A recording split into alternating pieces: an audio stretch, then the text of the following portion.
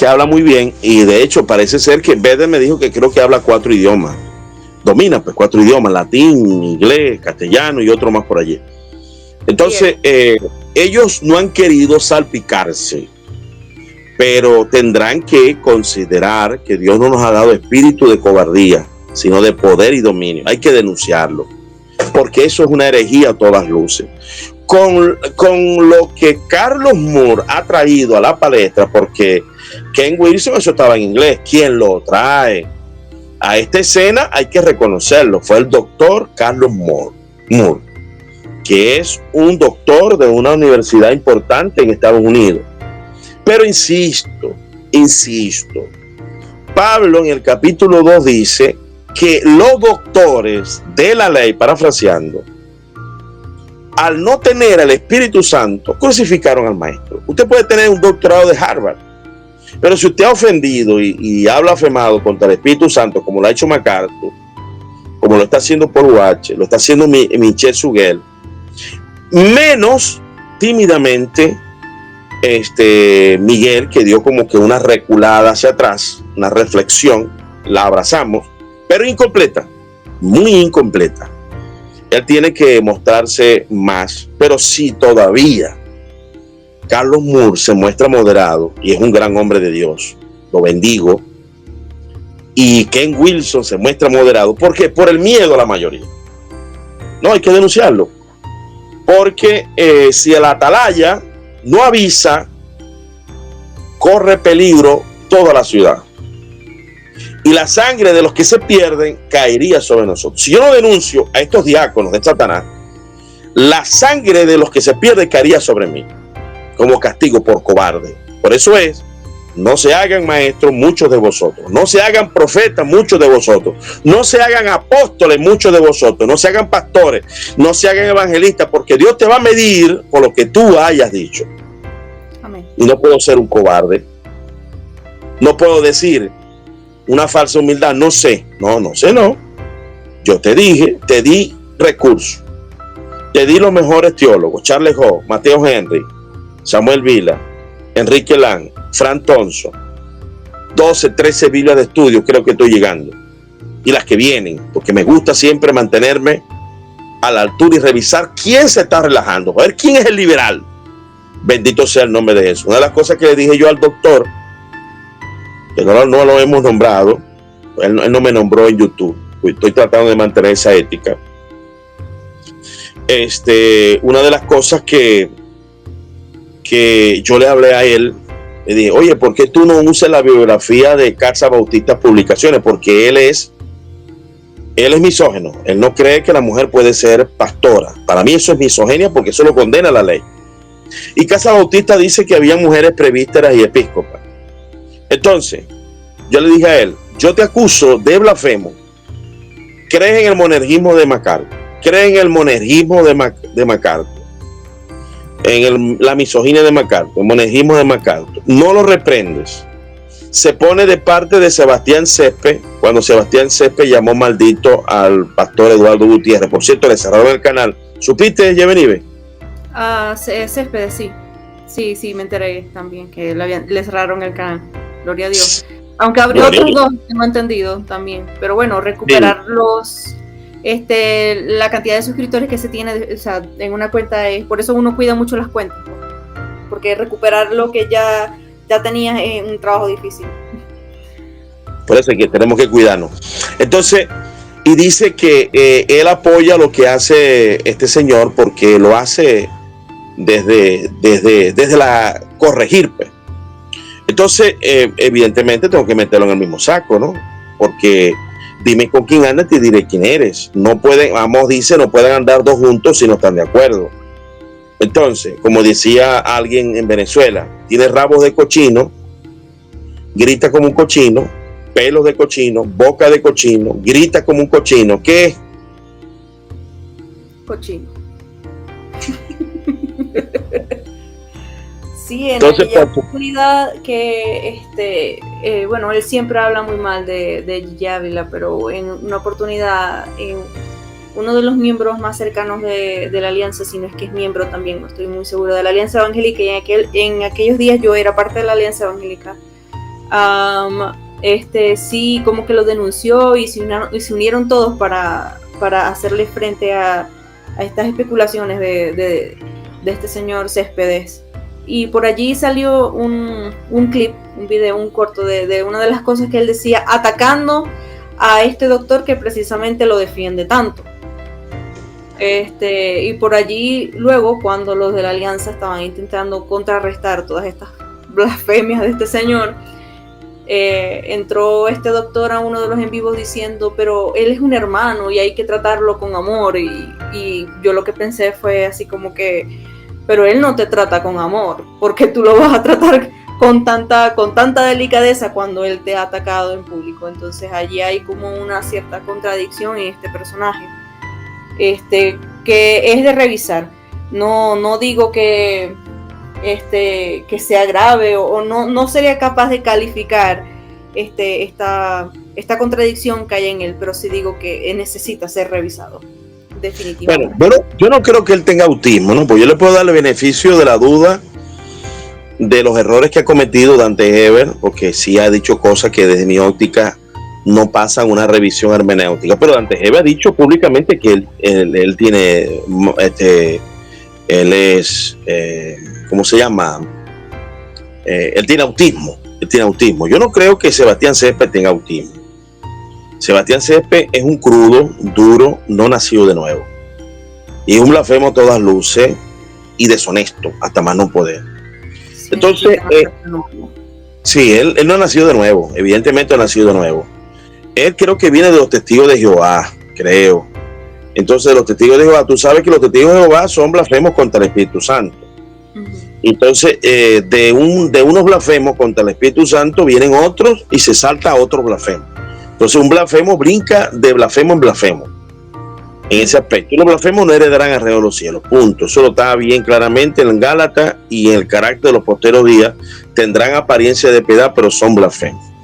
Porque, ¿qué tienen que hacer ellos? Bueno, tendrán que evaluar a Gigi Ávila en el rigor que yo evalúo a Gigi Ávila, y lo evalúa Jesús. Jesús dijo, toda blasfemia y todo pecado será perdonado, pero la blasfemia contra el Espíritu Santo no. Entonces, si el hermano Gigi Ávila tuvo algún pecado y alguna blasfemia, que creo que sí, como las he tenido yo, y por eso es que ruego cada madrugada perdón, misericordia, bueno, él suplicó, él pidió perdón, y él explicaba lo que él entendía. Ahora, Gigi Ávila tuvo errores hermenéuticos, sí, una vez dijo, la letra mata más el espíritu vivifica, y se lo aplicó al estudio, y eso sabemos a qué se refiere, a la ley de Moisés. Él por un momento fue duro con la televisión, fue duro con la pintura, pero él después modeló todo eso y lo cambió y lo mejoró. Habló de una inminencia tan cercana a la venida de Jesús que le restó importancia al estudio. Eso fue un error, y era un error masivo, generalizado de toda la iglesia pentecostal. Y vamos a estar claros, no era el único, era un fenómeno que había allí por desconocimiento. Ahora hay que entender el tiempo. En ese entonces, como pentecostal lo digo, a mí me crucificaron por yo ser teólogo de la teología sistemática de Editorial CRIE, de Enrique Lang, porque yo citaba a eruditos, y fui menospreciado y atacado por la iglesia pentecostal, porque la iglesia pentecostal le tuvo miedo, y no sin razón, a la teología sistemática. Y menos mal que no llegó a sus manos. ¿Por qué? Porque si hubiese llegado la Biblia de MacArthur y los escritos de MacArthur, ¿cuántos pentecostales yo conozco? Como es el caso de unos cuantos por allí, Tito, no los voy a nombrar, que están blasfemando contra el Espíritu Santo, son incrédulos. Entonces, había un fenómeno pentecostal de que se veía desde lejos la teología sistemática. Quien nos ayuda después de 1900 fue las asambleas de Dios. Las asambleas de Dios, pero eso se logró progresivamente, se fueron acomodando, porque en la calle Azusa se dio un pentecostalismo bárbaro por varios años, creo que fueron 3 años, donde la gente llegaba y plum, caía en el suelo y quedaban ahí temblando. Eso era tremendo, y se dio allí, creo que se dio en una parte de Europa, en varios lugarcitos. Llegó a Puerto Rico, llegó también a Venezuela. Bueno, y eso fue una explosión misionera. Adelante, hermana Yeveni. Amén. Tenemos ya una hora, avanzamos ya con nuestro hermano Enrique Land. Y aquí está su foto. Se lo presentamos, Enrique Land. Fue un misionero bautista sueco. Land adoptó el método. Es conocido por su habilidad para crear bosquejos ilustrados para predicadores, proporcionando ideas prácticas para sus sermones. Su legado perdura como un ejemplo de dedicación y servicio en la expansión del evangelio. Principios del método. En su obra Hermenéutica, Introducción Bíblica, Enrique Land junto con Alice Laws establecen una serie de principios para interpretar correctamente las escrituras.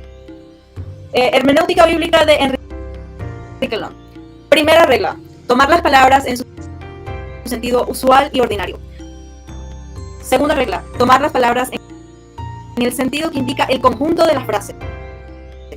Tercera regla: tomar las palabras en el sentido que indica el contexto. Cuarta regla: tomar las palabras en el sentido que indica el libro o pasaje. Quinta regla: consultar los pasajes paralelos de palabras, ideas y enseñanzas. En este sentido, yo creo que Land habla como ir de un mayor a menor y viceversa también. Es decir, que hay que correlacionar todas las palabras y todas las frases con el contexto, con el sentido usual ordinario, con el capítulo, con el libro y finalmente con toda la Biblia, con todo lo que está escrito en la Biblia. Es decir, que nada está escrito en la Biblia de forma aislada, sino que todo está correlacionado entre un pasaje y otro. Que by the way, haciendo un pequeño paréntesis, viejo, al final te tengo un bonus extra. Vamos a reaccionar a un video de un cura, si no mal recuerdo, en un podcast, que dice algunas cosas que son muy interesantes y vamos a ver si este cura católico aplica pues estas reglas de interpretación. ¿Qué te parece lo que dice Land, viejo? Oye, qué belleza, qué hermosura. Yo fui profesor de esta materia por un buen tiempo y todo el tiempo la reviso y cada vez que la leo me enamoro. Primero, que el Espíritu Santo me dio testimonio de este gran hombre que inclusive perdió a su esposa, a sus hijos. Fue elogiado por Menéndez Pelayo como un filólogo que hablaba más de 3 idiomas. Fue misionero en las Filipinas. Tradujo de los originales a varios dialectos de los filipinos. Y es una propuesta tan coherente, tan completa. Dice, I'm sorry, necesita. Esa soy yo. Me dijeron que cuando estaba leyendo se corta un poco, pero me dicen que si necesita que vuelva a leer. Sí, estábamos diciendo que toda la Biblia está correlacionada entre sí.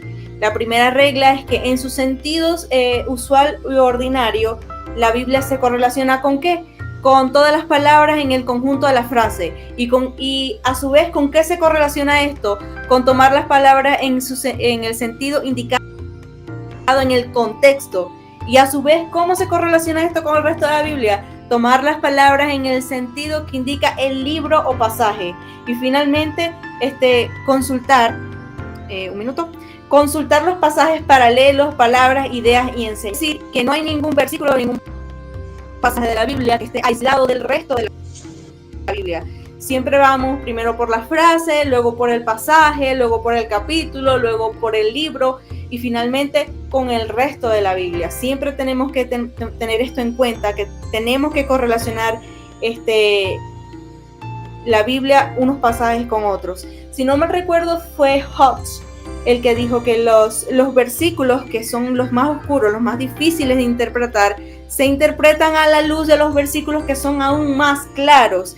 Entonces no podemos aislar, es decir, no podemos hacer un dogma o una doctrina de solamente un versículo, sino que tenemos que ver cómo está ese mismo versículo en todo el contexto de la Biblia. A eso me refería.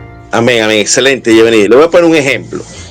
A cada rato a mí las personas me dicen, porque yo tengo mujeres pastoras, entonces me citan Gálatas, me dicen Gálatas, no, porque Gálatas dice que no prediques otro evangelio. Ya va, un momentico.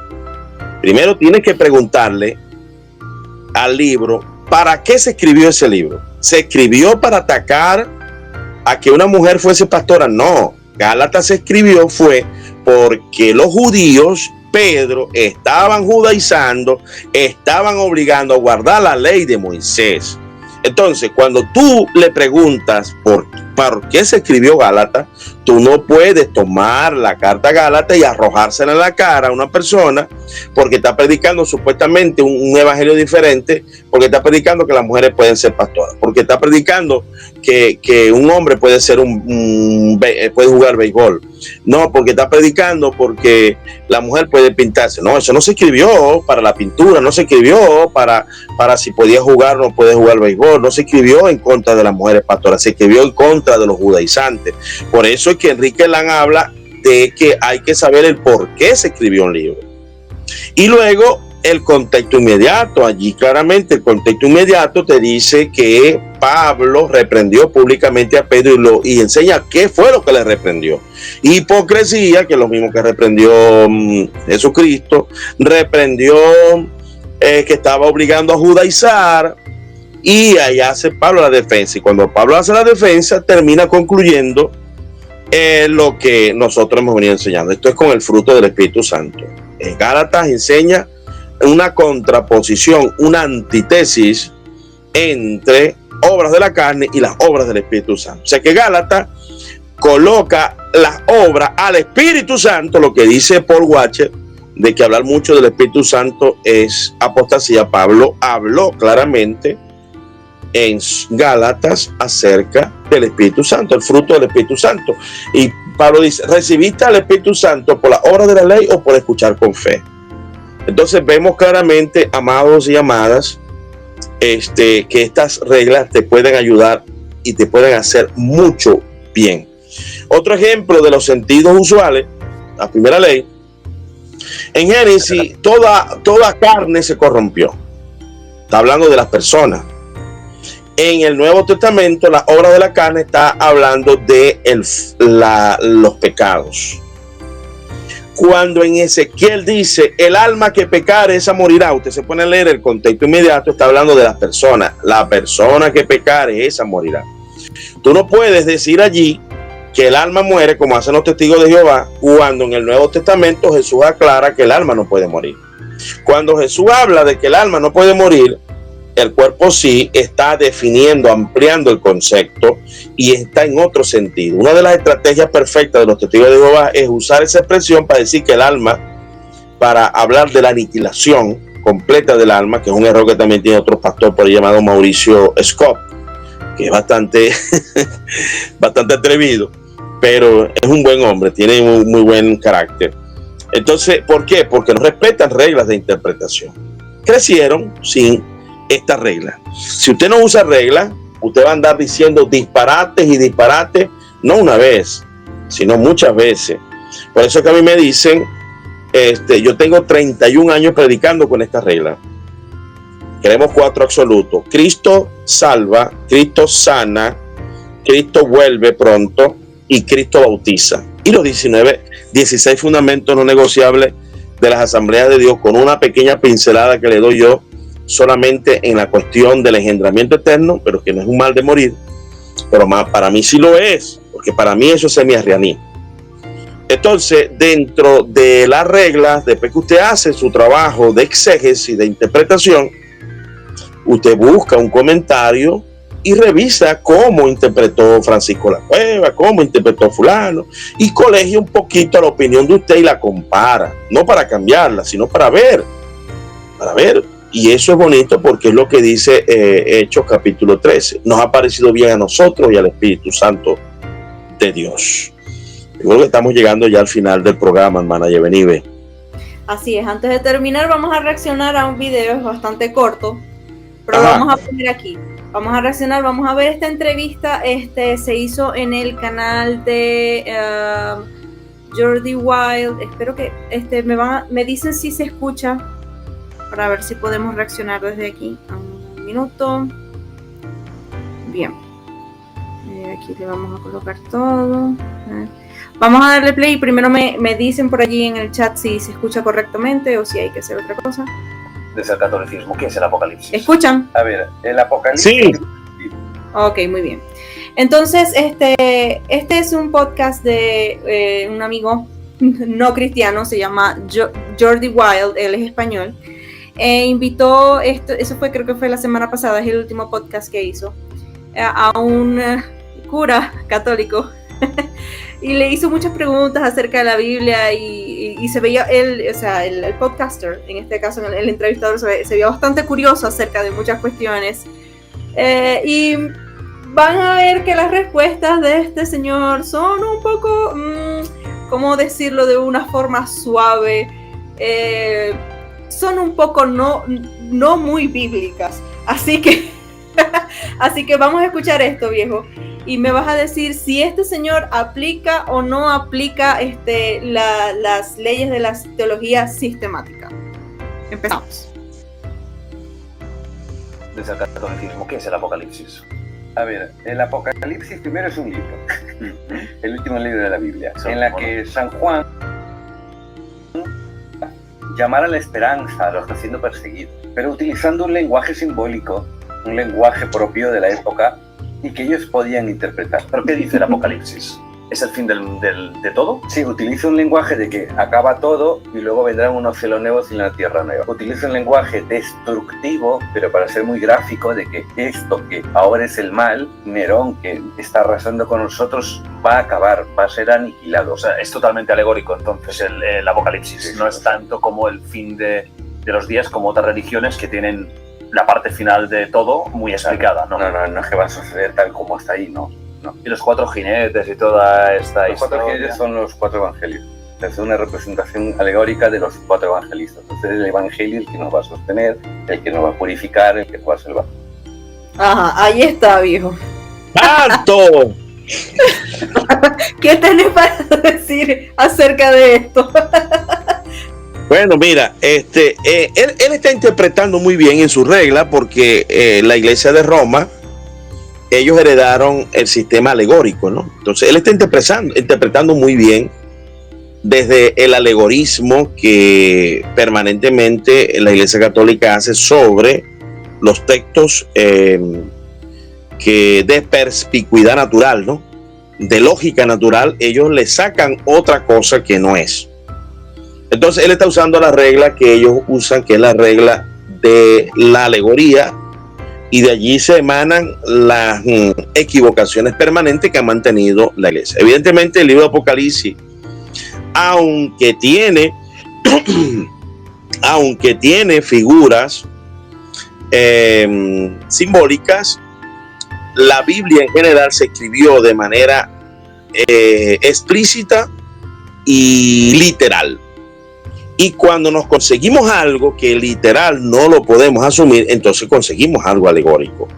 Ahí conseguimos la metáfora, el símil, la parábola, la sinidoque y todas esas figuras alegóricas retóricas que nos enseña muy bien Enrique Lang.